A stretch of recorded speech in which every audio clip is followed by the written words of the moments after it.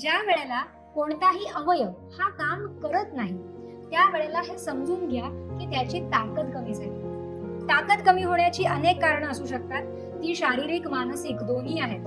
आहार चुकीचा असेल तरीही गोष्टी घडतात. इन्फेक्शन हे वेगवेगळ्या ठिकाणून येऊ शकतं. ते अन्नातून येऊ शकतं, वायूद्वारे येऊ शकतं, पाण्यातून येऊ शकतं, कुठूनही येऊ शकतं. विचार तुम्हाला कमकुवत करतात, ते तुमची ताकद कमी करतात.